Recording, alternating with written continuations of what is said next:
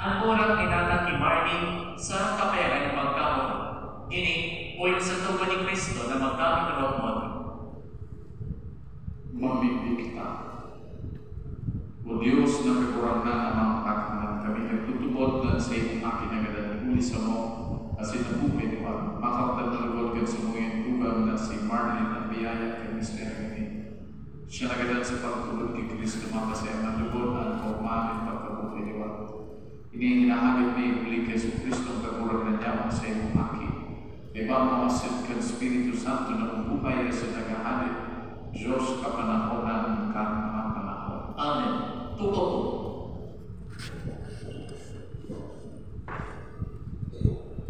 Ininig niya ang Evangelyo na bawasan.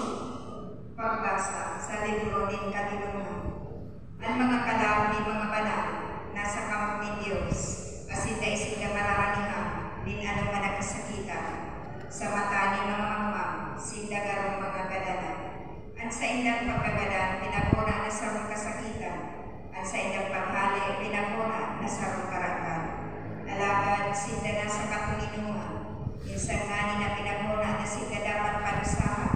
Alagad sila naglalao na mabubuhay sa likod kaman. Nagtius ning kanilid alagad ang mulaonan sa indang balos. Ngunit na pinagprubaran sila ng Diyos kasi nahiling sila na maninigo sa saya. Pinagprubaran sila siring sa ulawan.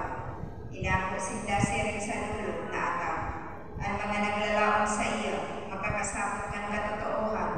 Asin ang mga maipon, magdadanay sa sayang pagkamuot. Unita ang biyaya asin pagkaherap, yaon sa sayang mga banal. Asin ang sayang pangataman, yaon sa sayang mga pinili. At tataramo, kaligagurang mo. Salamat sa Diyos. Minsan ako maglakaw sa tao ng kaligluman. Daya ko din matatakotan, kulita ka, uyas ako. Minsan ako magnagaw sa tao ni Kalikuman. Di ako na matatakutan, ngunit ikaw, Kristo. Ang kakurangan sa kong pastor, dahil ninanong na magkukulang sa ko.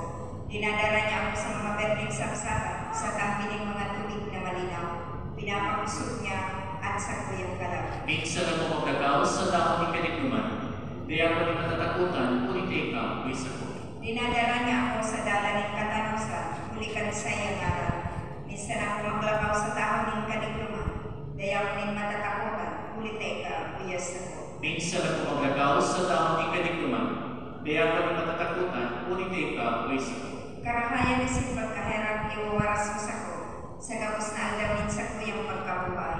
Mag-aero ako sa harap ng kakurangan,